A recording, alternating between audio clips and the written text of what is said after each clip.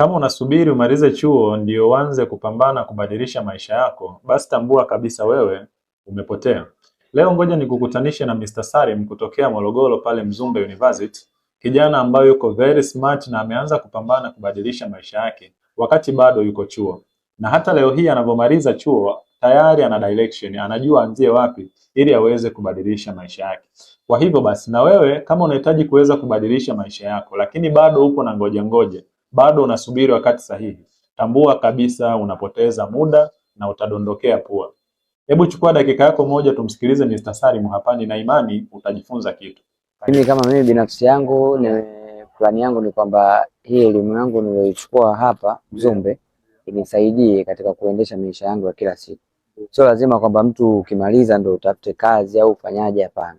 Of course inawezekana mtu ukatafuta kazi ukapata kazi nzuri kuendesha maisha yako, lakini pia kwa upande wangu mimi nimeona kwamba nitumie elimu yangu kuendesha mimi mwenyewe kazi zangu na maisha yangu ya kila siku ili niweze kufanikiwa. Sawa, hongera sana. Asante sana. Lakini pia tunaona kwamba leo umefanikiwa kumaliza, una graduates, tayari wewe ni product ya elimu.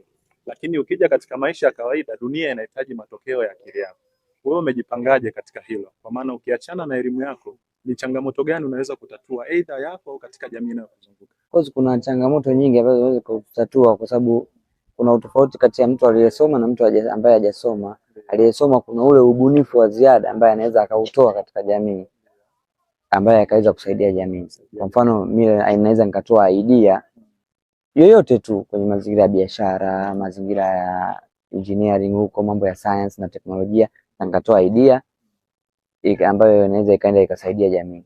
Sio mimi, wanafunzi wenzangu pia, kwa ujumla ni mtu yoyote tu aliyesoma. Of course ni tofauti na mtu ambaye hajasoma. Ndiyo. Sawa, kwa kumalizia niweze kukuuliza swali la mwisho. Katika taifa letu tumekuwa na ukosefu wa ajira. Sasa swali langu kwako Mr. Salim, utaitumia elimu yako kuomba ajira au utaitumia elimu yako kutengeneza ajira? Mimi binafsi yangu nitaitumia elimu yangu kutengeneza ajira. Sawa. Sababu mimi plani yangu ni kwamba nitumie elimu yangu katika kuendesha maisha yangu, biashara zangu. Kwa kama anaweza kuendesha biashara zangu kama natumia elimu yangu nikaendesha kwa kielimu zaidi, biashara itakuwa kubwa zaidi kuliko ni ambavyo nisingeendesha bila elimu. Kwa hata manake biashara yangu ikiwa kubwa, hata ajira pia opportunities zinakuwa kubwa kwa watu wengine. Hii ndio maana self-made graduates. Mr. Salim anahitimu chuo akiwa tayari ana direction na anajua anzie wapi.